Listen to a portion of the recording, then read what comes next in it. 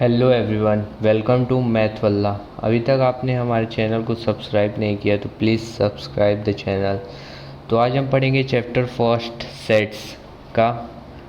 एक कॉन्सेप्ट मेरा छूट गया था इसके इंट्रोडक्शन में कि कॉन्सेप्ट ऑफ बिलोंग्स टू क्या है।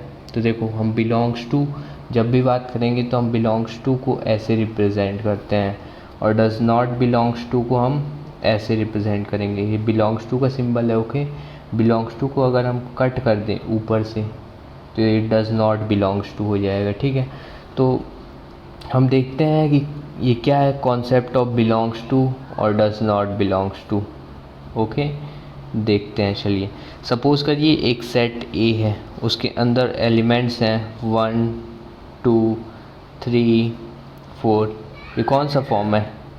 इस सेट को हम कौन से फॉर्म में लिखे हैं बता सकते हैं आप? रोस्टर फॉर्म में। अगर आपने इसके पिछले का इंट्रोडक्शन नहीं देखा है तो उसको जा कर के देख लीजिए ताकि ये वीडियो अच्छे से समझ में आए। ओके, तो ये देखो, ये रोस्टर फॉर्म है। तो ये सेट्स के तो एलिमेंट है ना। तो अगर मैं पूछूं कि 2 इस सेट से बिलोंग कर रहा है या नहीं, बिलोंग का मतलब इस सेट के अंदर है कि नहीं। मैं क्या पूछा कि 2 इस सेट के अंदर बिलोंग कर रहा है कि नहीं कर रहा। तो देखो, 2 इस सेट के अंदर है तो इट 2 इज़ बिलोंग्स टू ए। कौन सा सेट है? ए सेट है, तो 2 बिलोंग्स टू ए।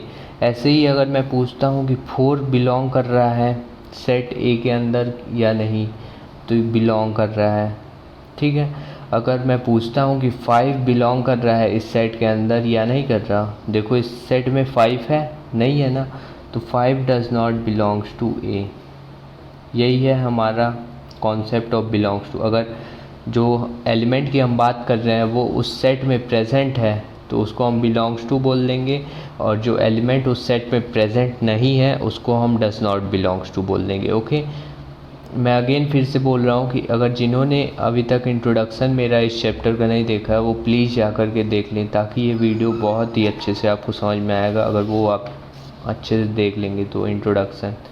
ओके, तो अब हम आगे बढ़ते हैं चैप्टर फर्स्ट सेट्स के एक्सरसाइज 1.1। इसका पिछले लेक्चर में हमने इंट्रोडक्शन कर लिया था। ओके, तो देखो पहला क्वेश्चन हमें क्या बोल रहा है कि which of the following are sets. इनमें से कौन सेट्स हैं? Justify your answer. आप अपने आंसर को जस्टिफाई करिएगा। ओके, तो देखो पहला क्योंकि पार्ट हमें दिया है फर्स्ट क्वेश्चन का कि the collection of all the months of a year. Year का कलेक्शन, मंथ्स का जो कलेक्शन होता है एक साल में, from beginning with the letter J. देखो ये क्या क्वेश्चन बोल रहा है, अच्छे से समझ लो। ये बोल रहा है कि ऐसे मंथ्स बताइए जो ईयर में प्रेजेंट हो, जो कि स्टार्ट होते हैं उसका फर्स्ट लेटर बिगिनिंग का हो, जे से स्टार्ट होता हो। तो पहला क्या होगा? जैन हो गया, जनवरी हुआ ना पहला मंथ हमारा। सेकंड क्या हुआ? देखो फरवरी एफ से स्टार्ट होता है, मार्च एम से, अप्रैल ए से, मई एम से, फिर उसके बाद जून आ जाता है हमारा, तो जून होता है। फिर उसके बाद जुलाई होता है ना। फिर अगस्त हमारा ए से आता है, फिर सितंबर हमारा एस से आता है, फिर ओ से आता है अक्टूबर, फिर एन से आता है नवंबर, एंड डी से आता है दिसंबर। तो हमारे पास सिर्फ इतने ही हैं।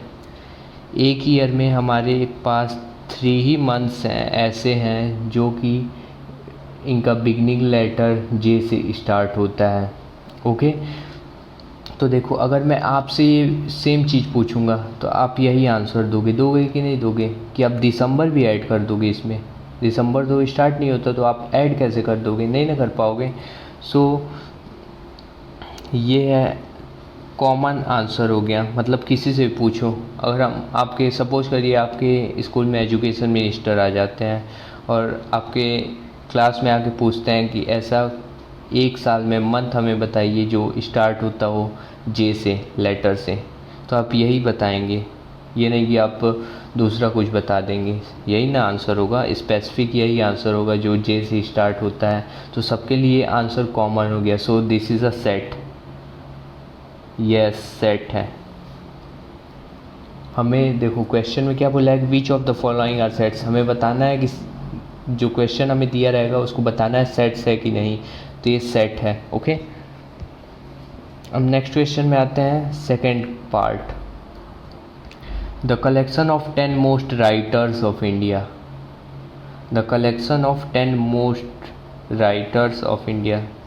रुक जाइए, मैं थोड़ी क्वेश्चन देख लूँ, मेरे को कन्फ्यूज़न लग रहा है।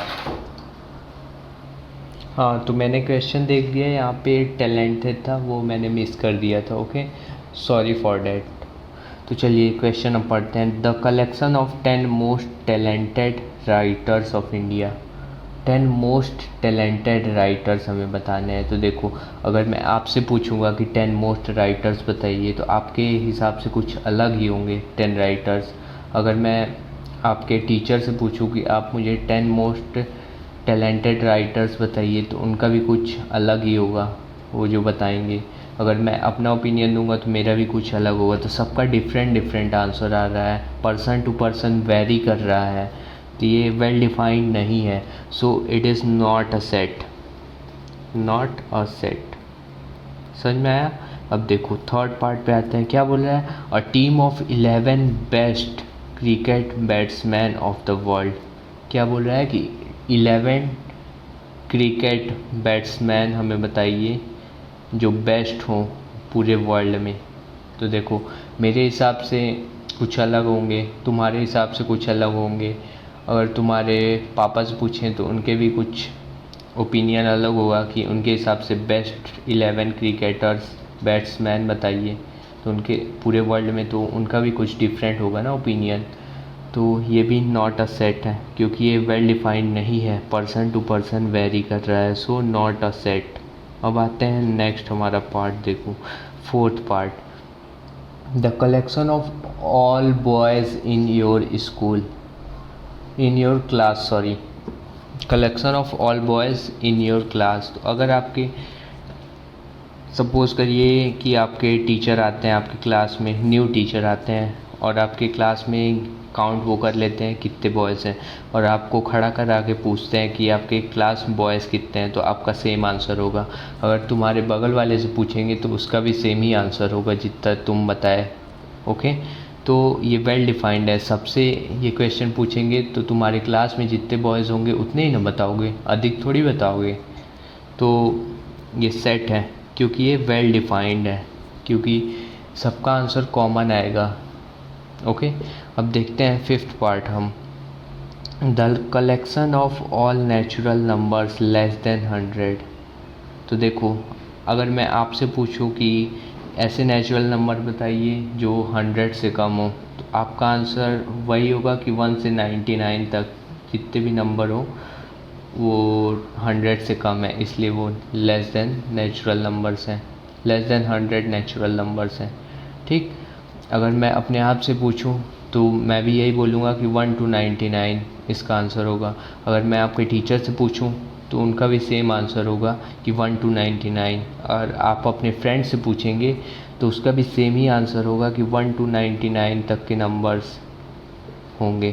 तो ये भी एक सेट है।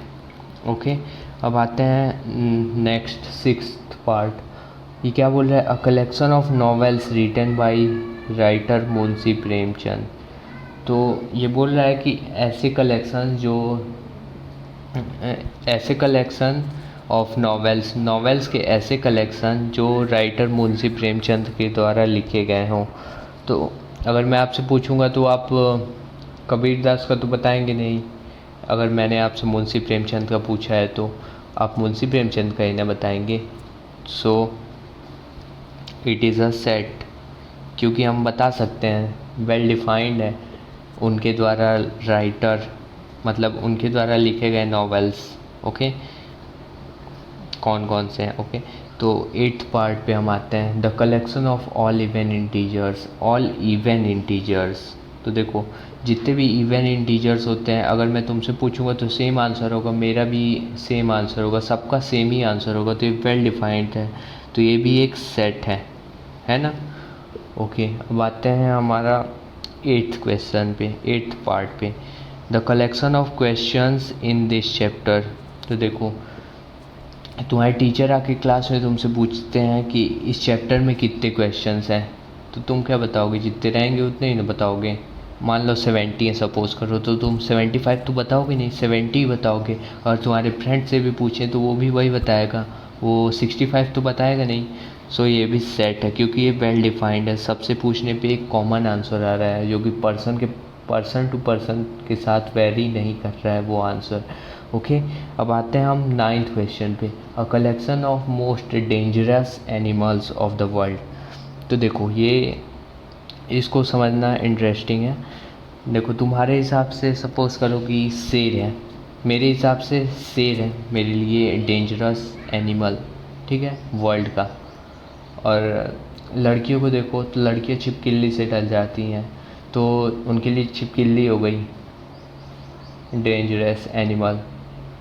और किसी के लिए भी कुछ अलग हो सकता है, बात समझ गए होगे। तो ये भी सेट नहीं है, नॉट सेट। ओके, तो अब आगे हम बात करेंगे। चलो अब हम आते हैं इस क्वेश्चन के सेकंड पार्ट पे। ओके, तो हमारा सेकंड क्वेश्चन क्या है, देखो लेट ए कोई सेट हमें दिया है, उसके अंदर एलिमेंट्स दिए हैं 1 2 3 4 5 6। ओके, और कह रहा है insert the appropriate symbol belongs to और does not belongs to in the blank spaces. खाली स्थानों में हमें बिलोंग्स टू और डज नॉट बिलोंग्स टू का सिंबल हमें दिखाना है। बिलोंग्स टू और डज नॉट बिलोंग्स टू तो मैंने स्टार्टिंग में समझा दिया। ओके, तो देखो पहला क्या बोल रहा है, 5 बिलोंग कर रहा है या नहीं कर रहा है ए सेट से। तो देखो 5 है ए सेट में, तो ये बिलोंग्स टू कर रहा है। ओके, सेकंड पार्ट देखो, 8 बोल रहा है कि सेट ए में बिलोंग कर रहा है या नहीं कर रहा है। तो देखो यहाँ पे 8 आपको कहाँ दिख रहा है, नहीं दिख रहा है, सो 8 डज नॉट बिलोंग्स टू। अब आते हैं यहाँ पे, देखो 0 बोल रहा है सेट ए के अंदर बिलोंग कर रहा है या नहीं कर रहा है। तो देखो 0 कहाँ है इस सेट के अंदर, so it does not belongs to set A. अब फोर्थ पार्ट देखो, ये क्या कर रहा है, 4 बिलोंग कर रहा है सेट ए को या नहीं कर रहा है। तो देखो 4 बिलोंग्स कर रहा है, तो it belongs to A. Okay, अब आते हैं फिफ्थ पार्ट पे। देखो ये क्या बोल रहा है, 2 बिलोंग्स टू और डज नॉट बिलोंग्स टू ए। क्या है इसमें से, बिलोंग कर रहा है या नहीं कर रहा है। 2 सेट ए में बिलोंग कर रहा है या नहीं कर रहा है। तो देखो 2 बिलोंग्स कर रहा है क्योंकि यहाँ पे 2 प्रेजेंट है। ओके, 10 देखो 10 बिलोंग कर रहा है, नहीं कर रहा है, तो does not belongs to set A. अब हम आते हैं क्वेश्चन नंबर 3 पे। ओके, सो गाइज देखिए क्वेश्चन नंबर 3 में हमें क्या बोल रहा है कि write the following sets in roster form. Roster form में हमें चेंज करना। मैंने इंट्रोडक्शन में क्या बताया था आपको कि हमें या तो सेट बिल्डर फॉर्म दी हुई होगी या रोस्टर फॉर्म। उससे बोलेगा कि सेट बिल्डर में कन्वर्ट करो या रोस्टर फॉर्म में कन्वर्ट करो। ओके, तो देखो क्या बोल रहा है, write the following sets in roster form. ये हमें सेट बिल्डर फॉर्म में दिया हुआ है। मैंने बोला था ना जिसमें वर्ड टाइप का लिखा हो उसको हम सेट बिल्डर फॉर्म में कहते हैं। और रोस्टर फॉर्म तो याद दिला देता हूँ, देखो कर्ली ब्रेसेस के अंदर कुछ भी एलिमेंट्स हम लिख देंगे तो उसको रोस्टर फॉर्म कहेंगे। Suppose 1 2 3 are the elements, so curly braces के अंदर हम कॉमा लगा के बंद कर देंगे तो उसे हम रोस्टर फॉर्म कहेंगे। ओके, तो देखो अब हम आते हैं क्वेश्चन के फर्स्ट पार्ट पे। तो हमें क्या बोल रहा है कि a is equal to x is such that x is an integer and -3 x हमें क्या बोला पहले कि इंटीजर है, और फिर बोल रहा है और x कहाँ से कहाँ तक बिलोंग कर रहा है, -3 से लेकर के 6 तक। क्योंकि देखो यहाँ पे इक्वल का साइन कहाँ है, इसके नीचे अगर ऐसे लगा होता तो इक्वल के साइन होता, लेकिन इक्वल का साइन नहीं है। तो x कहाँ से कहाँ तक बिलोंग कर रहा है, -3 से लेकर के 6 तक बिलोंग कर रहा है। ओके, तो देखो इसे हमें रोस्टर फॉर्म में बदलना है, तो कैसे हम चेंज करेंगे, देखो -3 -2 -1 0 1 2 3 4 5 6, ये हमारा हो गया रोस्टर फॉर्म इसका।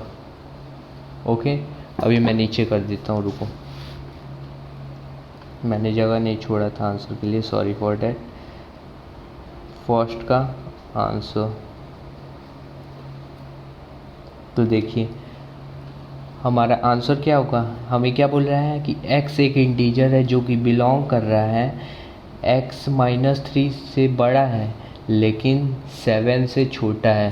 तो -3 से लेकर के 6 तक, -3 -2 -1 0 1 2 3 4 5 6, ये हमारा हो गया रोस्टर फॉर्म इस क्वेश्चन का। ओके, तो अब आते हैं सेकंड पार्ट पे।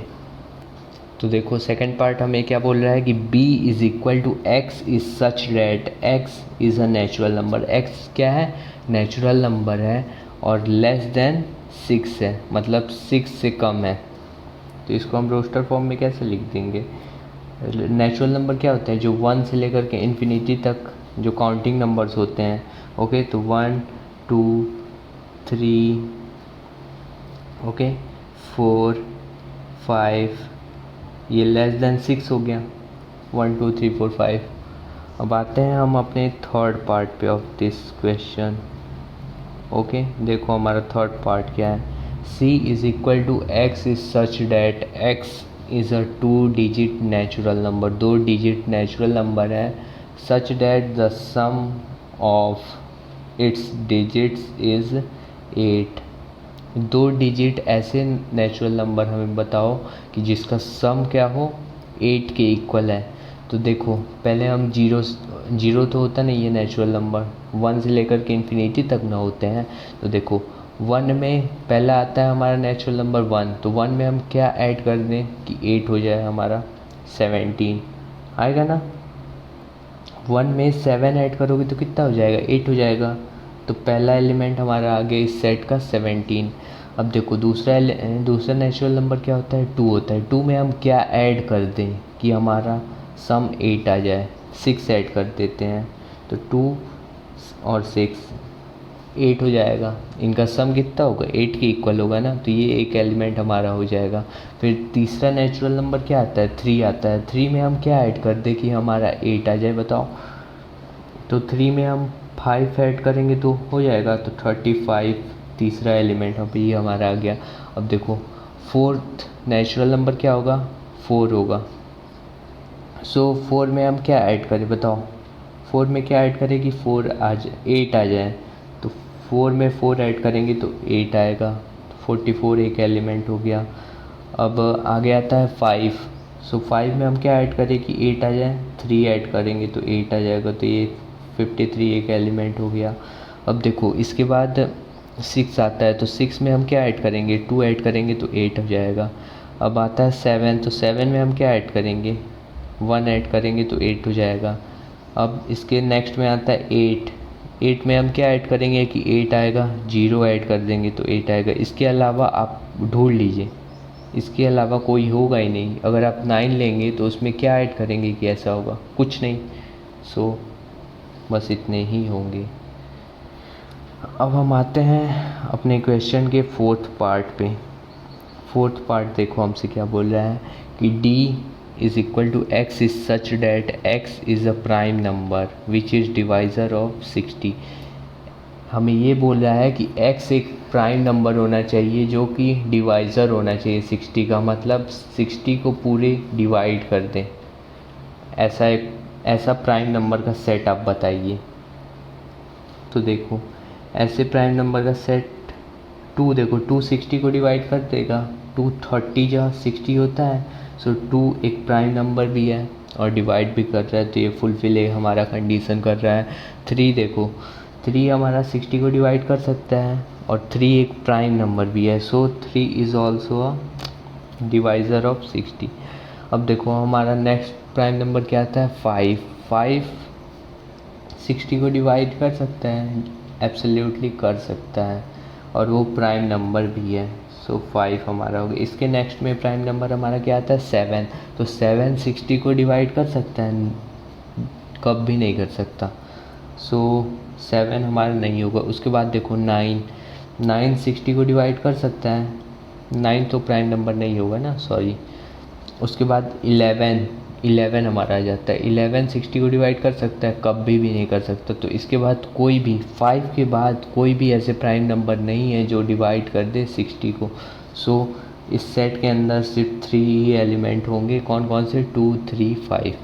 अब हम आते हैं अपने क्वेश्चन के 5th पार्ट पे। हमें क्या बोल रहा है कि E is equal to the set of all letters in the word trigonometry. हमें एक ऐसा सेट बनाना है जो इस लेटर से बने। तो देखो मैंने क्या बताया था कि इस सेट की ये प्रॉपर्टी होती है कि कभी भी एक अल्फ़ाबेट में कभी भी किसी भी वर्ड में लेटर्स रिपीट होंगे तो उसको हम सिर्फ एक ही बार लिखेंगे। मैंने बताया था ना इंट्रोडक्शन में। तो देखो यहाँ पे ओ कितने बार रिपीट हो रहा है? 2 बार। तो इसको हम एक ही बार लिखेंगे। पहले हम ये देख लेते हैं। उसके अलावा कोई चीज़ रिपीट हो रही है? नहीं हो रही है। तो हमारा आंसर क्या हो जाएगा इसका? सेट में टी। देखो हाँ, टी भी तो रिपीट हो रहा है, 2 बार टी है, तो हम टी को सिर्फ एक ही बार लिखेंगे ना। सो टी हो गया पहला एलिमेंट। फिर आर देखो है, आर भी 2 बार है। देखो आर एक यहाँ पे एक यहाँ पे है। सो आर 2 बार है तो इसको भी हम एक ही बार लिखेंगे, आर। अब नेक्स्ट आता है आई। हम कैपिटल लेटर में लिख देते हैं आर को, ओके। अब नेक्स्ट आता है आई। आई देखो कहीं भी रिपीट नहीं हुआ है तो आई को हम लिख सकते हैं एक बार। जी देखो, जी कहीं भी रिपीट नहीं हुआ तो जी को भी हम लिख सकते हैं। अब नेक्स्ट हमारा आता है ओ। ओ देखो रिपीट हुआ है तो हम सिर्फ एक ही बार लिखेंगे ओ को। एन देखो, एन कहीं भी रिपीट हुआ है? नहीं हुआ है तो हम लिख लेते हैं। ओ देखो, ओ तो हम लिख चुके हैं तो फिर नहीं लिखेंगे। एम, एम नहीं लिखे ना, लिख लेते हैं। ई, ई देखो कहीं रिपीट हुआ है? नहीं हुआ है तो ई हम लिख लेंगे। फिर टी तो रिपीट हुआ, आर रिपीट हुआ है, वाई नहीं रिपीट हुआ है तो वाई को हम लिख लेंगे, ओके। सो ये हमारा एक वो हो जाता है सेट रोस्टर फॉर्म में। अब देखो हमारा 6th पार्ट क्या बोल रहा है कि the set of all letters in the word better. Better के अंदर जितने भी लेटर्स आते हैं उसका सेट बनाइए। तो सेट के अंदर again repeated words are not allowed, है ना। तो देखो बेटर में टी टी रिपीट कर रहा है और ई रिपीट कर रहा है तो इसका हम सेट ऐसे बना देते हैं। बी, ई को एक टाइम्स लिखेंगे सिर्फ और टी को एक टाइम्स लिखेंगे और फिर आर लिख देंगे। आर ही ना बच्चा है तो आर लिख दिए। तो ये हमारा थर्ड क्वेश्चन भी कंप्लीट होता है। सो अब हम आते हैं 4th क्वेश्चन पे। हमें क्या 4th क्वेश्चन बोल रहा है? Write the following sets in the set builder form. Set builder form में हमें लिखना है। हमें किस फॉर्म में ये दिया हुआ है? रोस्टर फॉर्म में। हमें इस किस फॉर्म में कन्वर्ट करना है? Set builder form. Set builder form क्या होता है? जो वर्ड टाइप में लिख सकें हम, ठीक। तो देखो मैंने इंट्रोडक्शन में आपको बता दिया था कि सेट बिल्डर फॉर्म कैसे लिखते हैं, ओके। तो ये रोस्टर फॉर्म दिया है तो देखो यहाँ पे क्या चीज़ बन रहा है ये मेरे को बताओ। 3 दिया है, 6 दिया है, 9 दिया है, 12 दिया है। तो मैं इसको ध्यान से देख रहा हूँ तो मेरे को पता चल रहा है कि 3 इंटू 1 करोगे तो 3 हो जाएगा, 3 इंटू 2 करेंगे तो 6 हो जाएगा, 3 इंटू 3 करेंगे तो 9 हो जाएगा, 3 इंटू 4 करेंगे तो 12 हो जाएगा। तो हम इसको ऐसे लिख सकते हैं कि x is such that x is equal to 3n। मतलब 3n कोई नेचुरल नंबर से बिलोंग्स कर रहा है। एंड हम लिख देते हैं कि n कहाँ तक हमको n की वैल्यू हमें कहाँ से कहाँ तक की लेनी है। तो देखो n की वैल्यू यहाँ पे 1 है और यहाँ पे कितनी हो जाएगी? 4 हो जाएगी ना, तभी ना 3 4 जाओ। हम 3 इंटू 4 करेंगे तो 12 आ जाएगा। देखो हम 3 इंटू 1 किए तो 3 आ गया ना, 3 इंटू 2 किए तो 6 आ गया, 3 इंटू 3 किए तो 9 आ गया। तो ऐसे करते करते हमारा 12 भी आ जाएगा 3 इंटू 4, ओके। तो हम n की वैल्यू कहाँ से कहाँ तक लें? 1 से लेते हैं। 1 से n की वैल्यू बड़ी होनी चाहिए और 4 से इक्वल होनी चाहिए और छोटी होनी चाहिए, ओके। यही ना बनेगा हमारा, इसको हम सेट बिल्डर फॉर्म कह देते हैं, ओके। अब हम आते हैं ये नेक्स्ट पार्ट पे। तो देखो इस क्वेश्चन में ये इसके एलिमेंट्स को एकदम ध्यान से पहले देखो। पहले क्या दिया है, 2 दिया है, फिर 4 दिया है, फिर 8 दिया है, फिर 16 दिया है, फिर 32। तो ये देखो 2 की पावर समथिंग करके आ रहा है, इसका वो बन रहा है। इसको हम वर्डिंग में चेंज करें तो देखो 2 की पावर n हम कर देंगे, तो n की जगह पे अगर हम 1 रखते हैं तो 2 1 जा 2, फिर 2 की पावर 2 हम कर देंगे तो 2 2 जा 4 हो जाएगा। 2 की पावर 3 करेंगे तो 2 2 जा 4, 4 2 जा 8 हो जाएगा। फिर 2 की पावर 4 रखेंगे तो 2 2 जा 4, 4 2 जा 8, 8 2 जा 16 हो जाएगा। ऐसे हम 5 तक रखेंगे। तो हम इसको सेट बिल्डर फॉर्म में ऐसे लिख सकते हैं कि x, देखो सेट बिल्डर फॉर्म तुम अपने से भी कुछ अलग बना सकते हो, ठीक है, ज़रूरी नहीं है कि तुम सेम ही लिखे, ओके। तो देखो इसको हम 2 की पावर n लिख सकते हैं। n की जगह हम 5 तक की जो वैल्यू रखेंगे वो इस सेट में प्रेजेंट हैं, देख लो, आप चेक कर सकते हो, नेचुरल नंबर से बिलोंग कर रहे हैं n, ओके। एंड देखो n कहाँ से कहाँ तक हमको लेना है, 1 से लेकर के 5 तक। 2 की पावर 5 रखोगे, देखो ना 32 आ रहा है, 2 2 जा 4, 4 2 जा 8, 8 2 जा 16, 16 2 जा 32। सो 1 से लेकर के n की वैल्यू कहाँ तक होनी चाहिए, 5 तक होनी चाहिए। तो ये भी हमारा सेट बिल्डर फॉर्म में कन्वर्ट हो गया, ठीक। अब देखो यहाँ पे, अब इसके एलिमेंट्स को, थर्ड पार्ट को हम देखते हैं। इसके एलिमेंट्स को ध्यान से देखो, एकदम किस फॉर्म में ये है, 5 की पावर n करके, ये भी सेम फॉर्म में है। देखो 5 की पावर n की जगह हम 1 रखेंगे तो 5 1 5।